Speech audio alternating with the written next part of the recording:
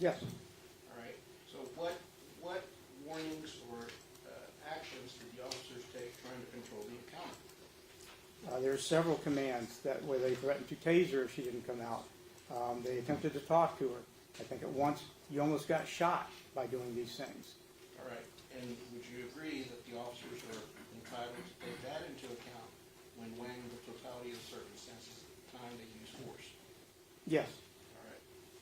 And what weight did you give on that factor on whether it was reasonable to use force? That is a factor like many others. So did you give that weight in favor of the officers? Yes, that would be in favor of the officers. All right. And would you agree that the suspect's own conduct is always relevant because it indicates the nature and level of threat the suspect possesses either to the officers or others? That's correct. All right. And what weight did you give to Melissa Perez's 2 hammer strikes at Jonathan Salinas and Camel Throw and the strike at Nathaniel Villalobos at 151.50? Those are factors. What weight did you give it? They're the same as other factors. It's one of many. Okay, what weight did you give it? Are you looking for a percentage or it's a factor that has to be considered. It's a relevant factor, yes. All right, so did you give it significant weight, minimal weight?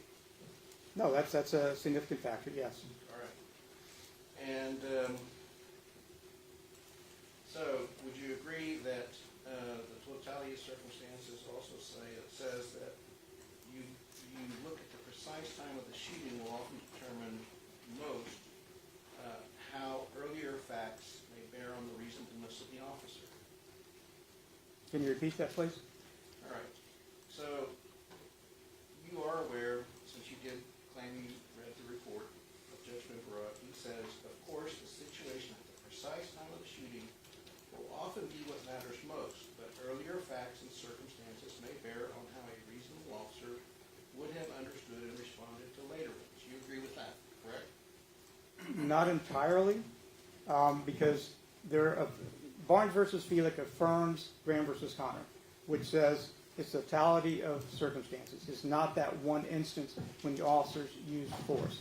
And he seems to be indicating that that has greater weight than the totality of the circumstances. So I would not agree to that. Okay. What he says, he quotes Barnes v. Felix. You understand that he's quoting Yes. Barnes v. Felix when he makes that statement. I understand. And so he's saying that it's not just the moment in time, but the prior events help decide how much of a threat it is at the moment deadly force is used. And I agree with that. All right. So you don't have any dispute with Judge Benperot's ruling in that regard, do you? No, again, I think what Barnes versus Felix did was reaffirm what That's Graham not versus my Connor question. said. Do you disagree with Judge Benperot's analysis, yes or no? I'd have to look through the whole thing once again to see if there's anything that I disagree with, but in general, I agree with it. All right.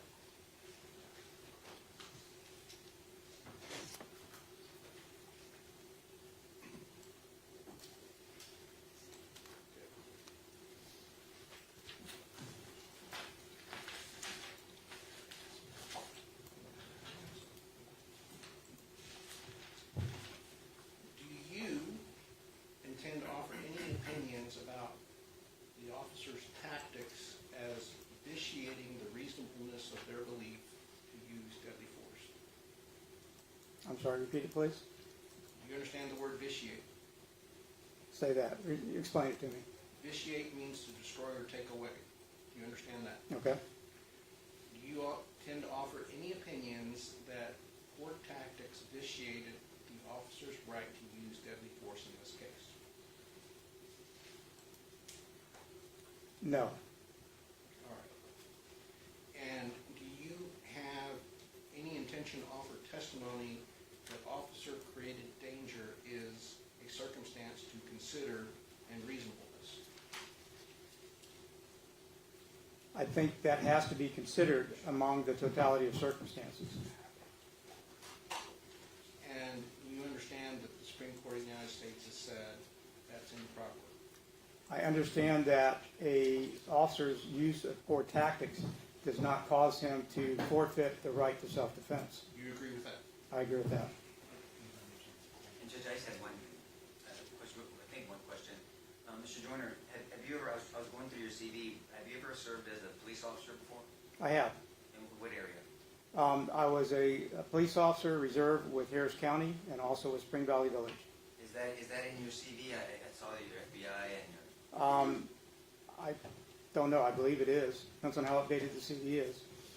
okay. I'm currently Is that a recent job you served in? No. Harris County probably began in 2012, and I've been with Spring Valley, currently with Spring Valley, for the last 9 or so years. And with Spring Valley, when you serve as a reserve, you don't go on patrol though, do you? I did. I don't now. How long? How long was I on patrol? Yes, sir. Maybe a couple years. Did you make traffic stops and I did. domestic violence calls? No. No. So what was the scope of your service when you were with I'm sorry, I don't mean to be disrespectful. What was the PD? Spring Valley Village. Spring Valley Village. What was the scope of your employment there? Primarily, it's training. If there is an emergency, such as an active shooter, I'd respond to that. If there's a weather emergency, like another hurricane, I would respond to that. But other than that, it's going to be training. So you didn't serve as a beat cop, is what they say. No, I did not, other than I did do some patrol with them. Yeah, but it's like ride-alongs anybody can do. I'm just saying that you didn't serve in a patrol car by yourself, and they dispatched you for domestic violence or for... I served in a patrol car with another officer, not as a ride-along, but as a certified police officer in Texas. How many service calls did you make? I don't know. Not many. Under 10? More than 10. More than 10? More than 10, probably less than 50. Less than 10 to 50, you say? Yes. Thank you, sir. Okay. Just briefly, Your Honor.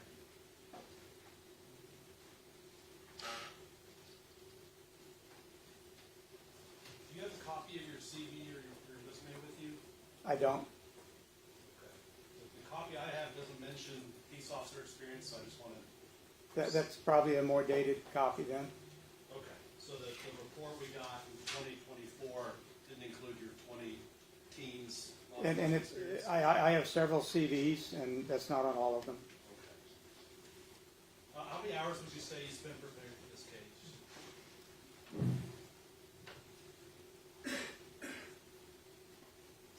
I'd have to look at my records. Over 20. For certain, over 20. Less than 30?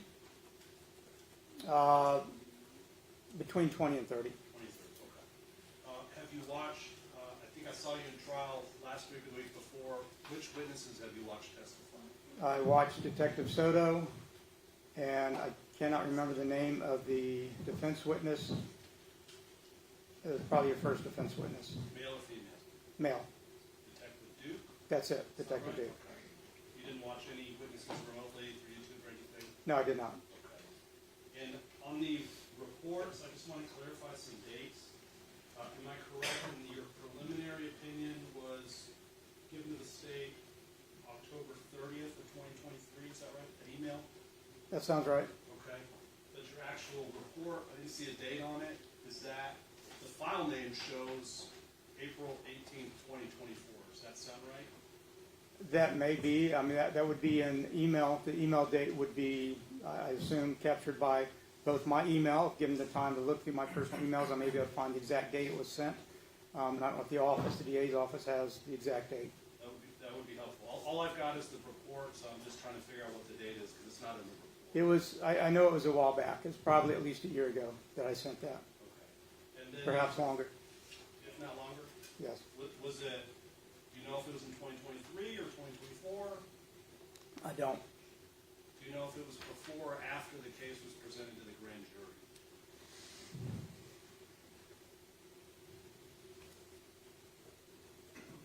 I believe it would have been before, but I can't say that with certainty. Okay. And then we received an addendum to your initial report dated October 20th of 2025. You provided that. to the Yes. state. Are there any other addenda that you created? No, there's not. Okay. Did you, I understand you came from Austin testifying in another trial. Do you have your file with you, the information you're relying on to testify today? My prosecutor, or my report? Just the report, nothing else? I do have my report. Okay, but nothing else. I have notes that I've taken during trial. Okay.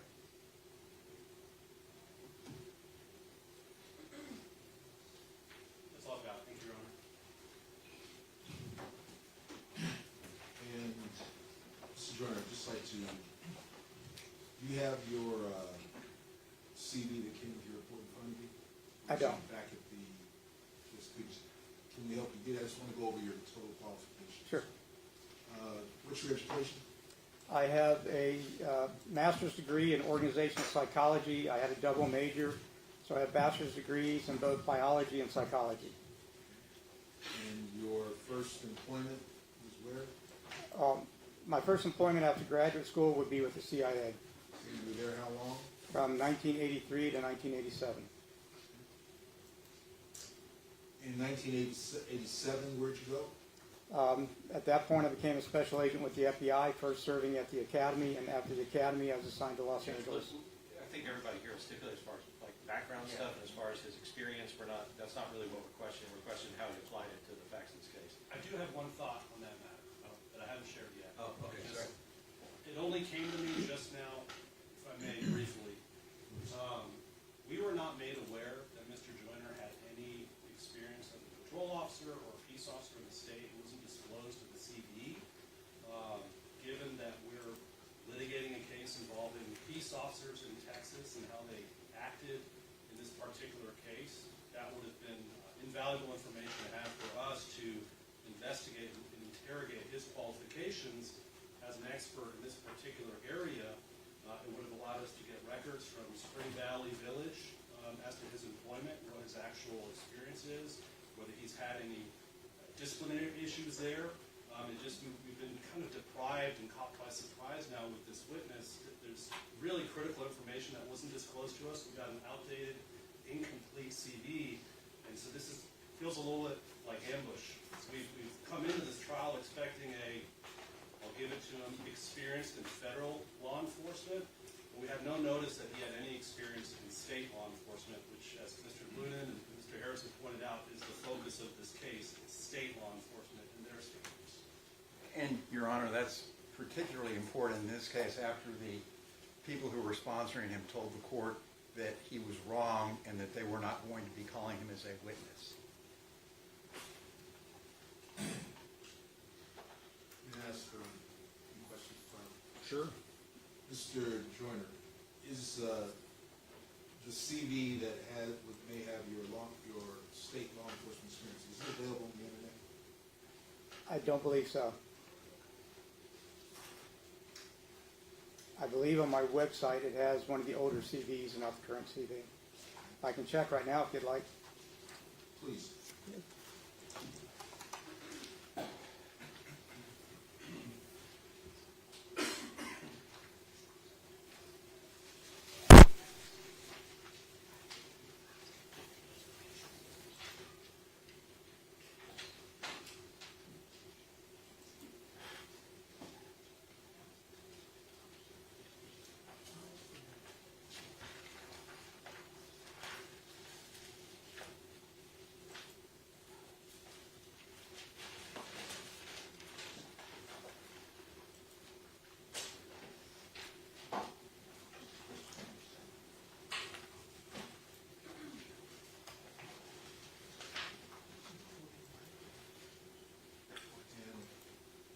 Mr. Joyner is looking up the status of his current CV, or also note what has been disclosed to defense. Page 6 of that enclosure is listed as currently a licensed master peace officer in Texas, that he has been a frequent contributor to the Texas Commission on Law Enforcement, TCLO, that he is a member of the Texas Police Association,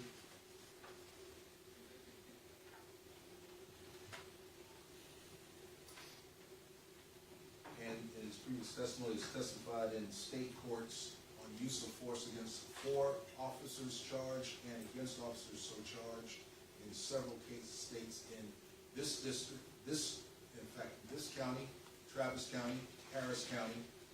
So there is a basis to determine he's well versed in the application of state law. And to be clear, Your Honor, my concern is less a matter of qualification, it's a matter of fairness and adequate disclosure of information that we're entitled to under 3914. The very fact that he's a peace officer who ostensibly has TCOL training goes to the very heart of this case. That's information that's in the sole possession of the state. We can't just go get it. It should have been turned over to us as part of the basis for this expert's opinion, and we received no notice in that regard. You guys able to provide that to them? It's information that we didn't have, Your Honor. Yes, he had been commissioned in for a report. I don't have it. The CV that I have is posted as what was provided to the defense. I mean, he's testifying about law enforcement matters. He obviously worked as a law enforcement officer, but he hasn't provided that information to y'all? The state, the fact that he had state law enforcement officer did not come in the initial product, the initial CV. I did not make a subsequent inquiry from him of that. I don't believe it's any intent to deceive anyone. Simply an outdated CV came forward with the product. So Your Honor, let me throw this in here. We received a expert report, and this goes to the failure to properly disclose information. We're hearing today that he looked at certain videos for the first time. In the first expert report, he said he looked at Salinas, Alejandro, Villalobos, and Flores body-worn camera videos, and he referenced that in the table of contents in his report. Then, after we had the kerfuffle about they're not going to rely upon him anymore, Mr. Harris sent us an email about a subsequent conversation with this witness, and it was a disclosure under 3914, and this we asked for an addendum to the initial report. I asked for that by email because of the 3914 disclosure, and this witness wrote a report, and he said that he looked at additional videos of Officer Rojas and Officer Ramos. So what we have here is that this witness is now telling this court under oath that he looked at an additional video that's not disclosed in his expert reports. So there's been a failure to disclose information, and we asked what notes existed for Travis Thompson. He said he had none. And if we take him at his word that he did in fact look at Travis Thompson's video, he failed to disclose that, and the state failed to disclose that in the addendum that we had asked for in the middle of this trial. So, you know, we asked for witness disclosures and expert reports and expert information prior to the beginning of this trial, and we're giving information in the middle of trial while it's ongoing that they failed to give us at the beginning, which we were entitled to under 3914, under the due process and under the Michael Morton Act. So to permit this witness to testify now would be a manifest injustice, and we ask that he be stricken. And just one point of clarification to kind of piggyback on what Mr. Cifuentes said. I'm not, as to the TCOL information, I'm not suggesting that the prosecutors have it and didn't give it to us. However, they are constructively in possession of any information that the government has. TCOL is the state agency. They would have an obligation under Michael Morton to get that information, whether or not Mr. Joyner volunteered it. The onus, as we all know, having done the job, is to go and procure that information. So if they know, or should know, that he was a state peace officer, that's basic information that either they should have gotten on their own or at least disclosed to us that he was a Texas peace officer so that we could make an appropriate request under 3914. We've been deprived of that ability. We're now in the middle of trial. We don't know what impact that would have had on experts we might have called, on how we might have examined our experts in this trial. We've been deprived of that opportunity, and so I endorse Mr. Cifuentes' request that Mr. Joyner not be allowed to testify. So state, did y'all not think about getting that information, or what's the thought process? No, Mr. Harris may have some thoughts. First of all, okay, we went on through this in some of the discovery hearings you might remember before trial. The state has no obligation to turn over things that are not written. Okay, there has to be documents, and there are no documents that he's given us that says I watched some other video, Travis Thompson's video. and he doesn't have an obligation to write down that he watched the video. So that's not discoverable under Michael Morton. It includes documents, unless it's exculpatory, and it's not. It's not exculpatory. Unless it's mitigating, it's not mitigating. So this kind of demands that the defense repeatedly make that the state knew something and didn't turn it over isn't required under our discovery rules and our statutory rules for that. It's Brady, right? I mean, potential Brady, right? Potential. What they've been given with the brief report that they've been given, Your Honor, it says, I am currently a licensed master peace officer in Texas. They know that. They have the ability to send out a subpoena and investigate that and get those records themselves. We don't have his birth certificate. I don't know if he was born in Texas. We don't have his school records. And just because it went to a government, because he's affiliated with a government. But we're talking about potential obligation Brady, to right? say- We're not talking about birth certificates or school. We're talking about potential Brady, anything potentially that could have any sort of Brady material, right? You would He be, called, you- where he yes. was employed, yes, you would be obligated to get that, wouldn't you? if we had it. If it exists. Not if it exists, if we have it. If we have it. It doesn't say if it exists. It says if the state is in possession of those I items. disagree with you. I think it is required. It is required to get that information to see if there is Brady for the defense to look at. Okay, if we have reason to believe there's a report or somewhere that provides that information, then we have an obligation to get it. If we don't have any reason to believe that there's Brady material, we can't be obligated to possess it and turn it over. Judge, I think It's not the law. I think, with all due respect, I think Mr. Noonan is thinking of the old way of doing things. The responsibility is on them to look. So I think that the court is on the right track. It's their responsibility to look. He got close to saying it's their responsibility to do it, and it's not ours. We've all done that job. Mr. Noonan's been doing it for 37 years. The rules have changed, and the current status, the court is in the right arena for sure. You know that, Judge. Is that the responsibility is on them to check, not if they think. If they think, because what they think is different than what we think, or we would be having this trial. Because I think they're wrong, and they think we're wrong, and so we're having a trial. So with all due respect, it's irrelevant what he thinks. It's what the law requires. And it requires for him to look to make sure, and then to turn it over and disclose it. Because it could be potential Brady. We're not saying it is or isn't right now, Judge, but that's not the standard. And Your Honor, this particular case and instance even begs for more disclosure, because frankly, I have never seen in the entirety of my career the state, and they weren't even going to tell us until they were pushed, when they go on the record and say, oh, our designated expert, he's wrong. We disagree with him.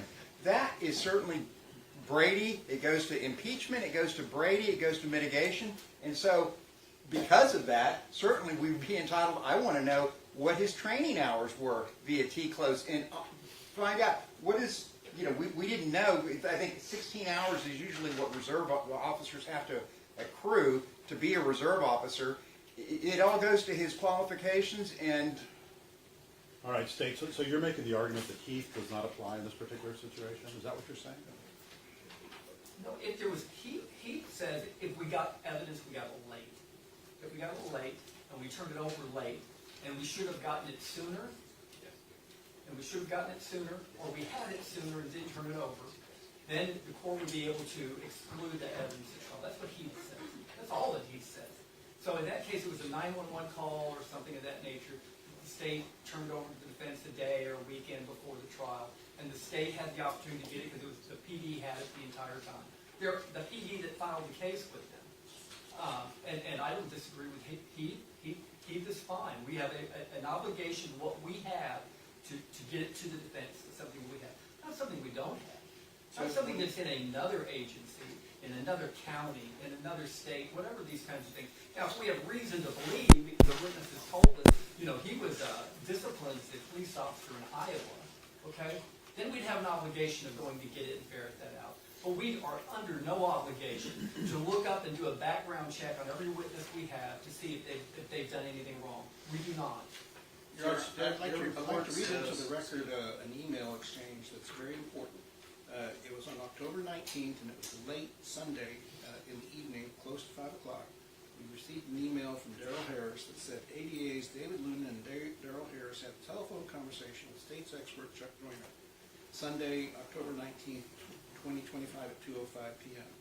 To prepare for this call, he was provided body-worn camera footage for officers Jesus Rojas and Robert Ramos that he had not previously reviewed. We discussed his review of the additional videos and whether that changed his position, his previous opinion. In that discussion, he told us the following, and he listed 3 things, to which I responded shortly thereafter, and I conferred with all of the team before sending this email, and they can recall that I sent this email to Mr. Harris and Mr. Luna. Since this report seems to be a material change in the export report previously provided, I trust you will provide a supplemental report from Mr. Joyner documenting his revised opinions. This supplement should be provided as part of the state's ongoing duty to comply with our previous discovery request, and the state having filed a discovery acknowledging, representing that it had provided everything to the defense. Since the state has made an affirmative representation that everything has been turned over, the state would be required to provide a supplemental report from Mr. Joyner instead of a synopsis of your notes. The only reason the state would not provide a supplemental report from Joyner would be if the state affirmatively represents that it has abandoned any attempt to use Joyner as a witness at any stage of this trial. When shall we have the supplemental report, or has the state abandoned Mr. Joyner as an expert? They provided us the report reaffirming that the only new videos were of Ramos and Rojas. If that's the case, then either this witness has misrepresented on the witness stand that he reviewed Travis Thompson, or the state has failed to disclose that Travis Thompson was reviewed, and this witness should have updated his supplemental report regardless of whether his failure to include it in the October 20th report was just a clerical error. So since they failed to update the report about Travis Thompson and what they reviewed in Travis Thompson, he should be excluded from testifying. All right, Mr. Norton was trying to say something earlier. Well, Judge, actually, just one small thing, I'm going to let Mr. Newman, but on the one hand, they say, we should have known because he says in the report they gave us, he's a master peace officer in Texas or holds a certification. Goose and Gander, they should have known. We didn't, it never says anywhere about being employed as a reserve, where, I don't even know where Spring Valley is, I think it's in Harris County, but, I mean, who am I going to give, I mean, it just doesn't make sense that they're shifting it to us and act like they had no obligation at all, and they do. And I think, Your Honor, that he speaks specifically to this very circumstance. Yeah, because it seems like the argument that Mr. Lunan was making was not an accurate rendition of what Heath holds. Am I right about that? Just the very first paragraph of Heath, the Court of Criminal Appeals states, the question they pose is, does the mandate in Article 3914, the Michael Morton Act of the Texas Code of Criminal Procedure, that the, quote, the state produce discovery, quote, as soon as practicable after receiving a timely request, include discoverable items which, unbeknownst to the prosecuting attorney, are in the possession of law enforcement agencies. The Court of Criminal Appeals says yes. In this context, the state means the state of Texas and includes prosecutors and law enforcement. As soon as practicable, as the phrase appears in 3914, A means as soon as reasonably possible and does not contain a knowledge requirement on behalf of the prosecution. I'm not accusing Mr. Luna and Mr. Harris of knowing the information and failing to turn it over, but Heath makes clear that they have an obligation, unlike just a generic background check on a civilian witness, when they have a witness, particularly an expert, who was a member of law enforcement of this state. Heath makes clear they have an affirmative duty to seek out that information. In as much as I'm salivating to cross-examine Mr. Joyner, Judge, I think it's obvious that it's your discretion to exclude him from this jury hearing from him. I don't know if it's so much a discretion. It seems mandatory at this point. Fair enough. So I'm gonna sustain the defense objection. Anything else?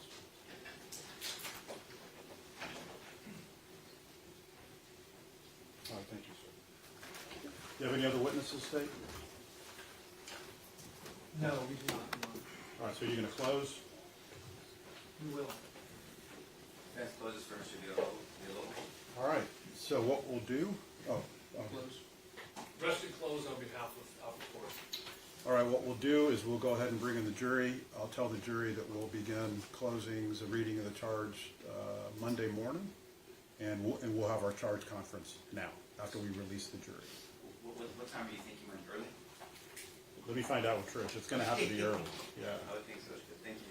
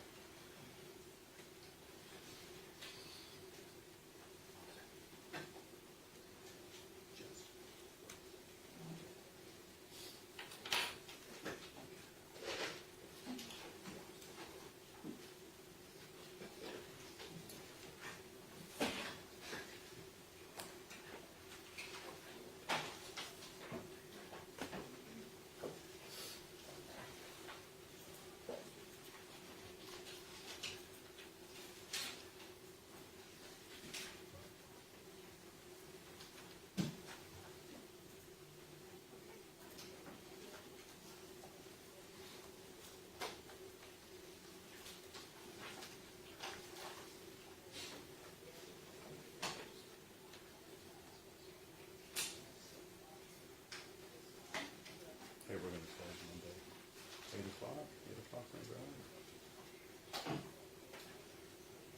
You got a watch out there? Yeah.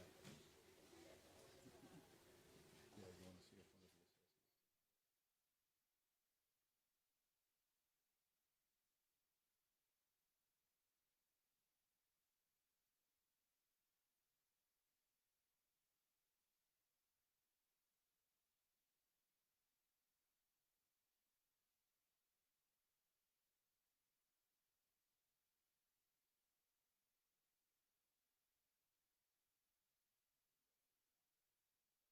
We're gonna figure something out, so let's do, we're reading of the charge Monday, 8 o'clock.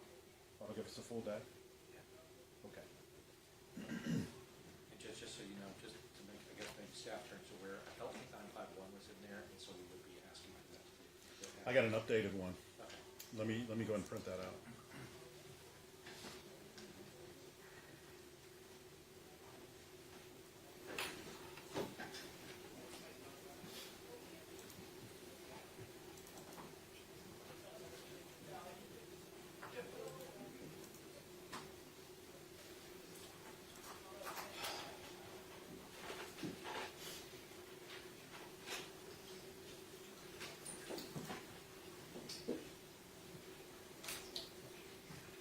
Am I okay if I just give the defense one charge? One charge? Yes. Okay, Yeah, we can share. Your staff has been kind enough to let me scan it, and I can just send it. Well, if you want, I can email you this one. I can email That would be both even sides. better. Okay, let me do that.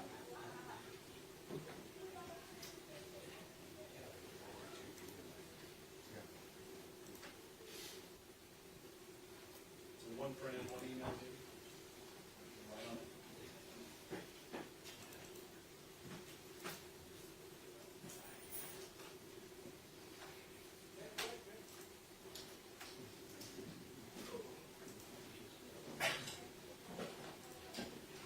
All right, let me have an email address. And, oh, and Your Honor, could we make one more request for the charge? We'd like a charge on I think it's 932B, that she's not entitled to resist arrest, so that I know it's been mentioned here in the court, but so that the jury's instructed clearly she's not entitled to resist arrest. All right, so that was 9.32B, and what was the one that you brought up, Christian? Mr. Goss mentioned 9.51. Yes. And my email's on the bottom. Thank you. You're welcome.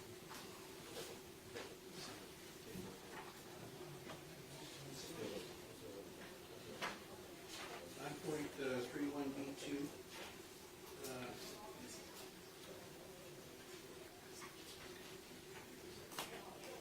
I got it.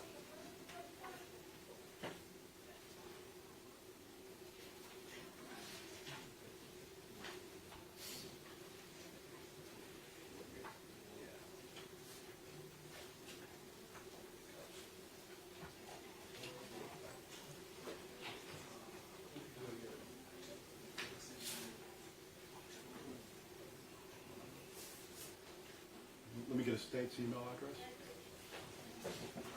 D. Harris, D. Lumen, and Baker. Okay. One second. Ready, guys? All rise for the jury.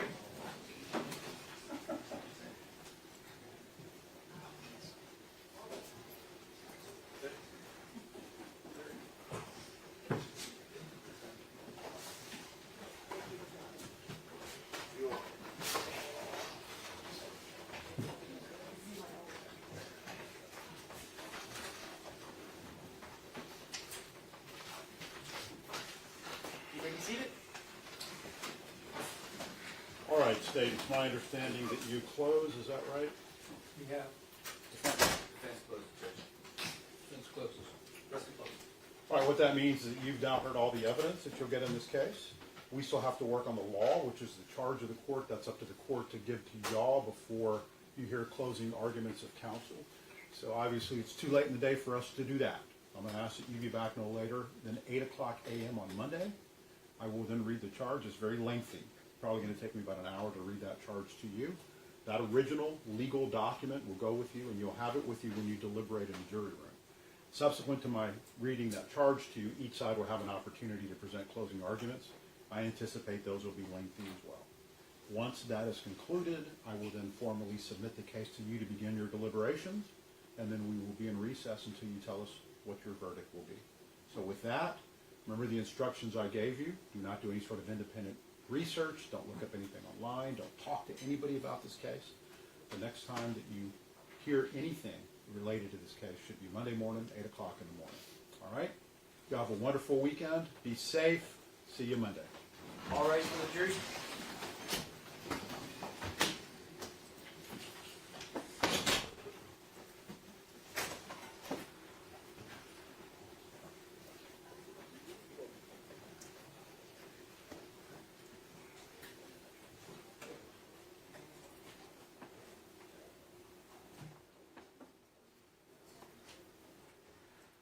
You may be seated. Your Honor, what is your plan with the alternate jurors? Are we going to use them before argument or after argument? Yeah, the alternate juror can be here during argument, right? But subsequent to argument, they'll have to wait maybe in a different room somewhere until, as they deliberate, once they're done deliberating, then they can come back. If we have a phase two, then that alternate will join the jury box for phase two. Okay. So you're keeping them here, you're not dismissing them. Correct. There's two or one? There's one. Yeah, there's one left. I believe that, you have to check me, but I believe that's the one, the alternates who have surgery. Okay. So, Just in case. right, I mean, it may be that if it goes through to Wednesday, then she might have to be excused. Okay. But, We'll see, right? So we'll play that by ear. yes, sir. All right, so I sent y'all the charge by email, so I'll let y'all look at that.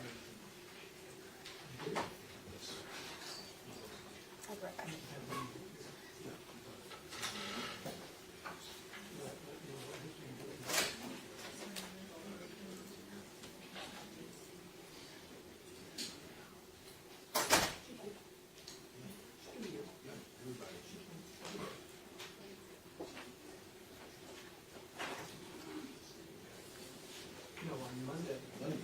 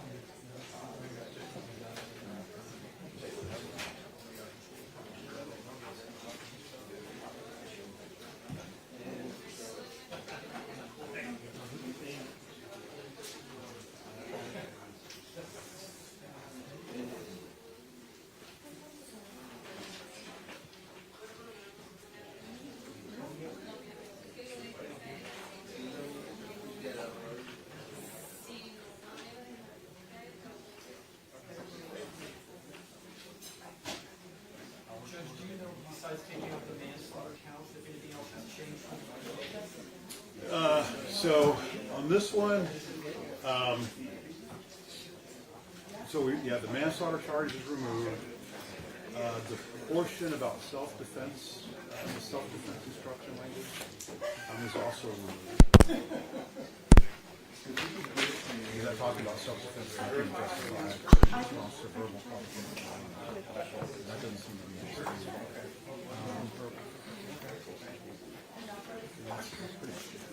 Okay, I mean, the only thing I saw kind of repeated. Under the, several places, and I don't know if that was caught or not, but in several of the paragraphs, it says under the. Oh, I got you. What page?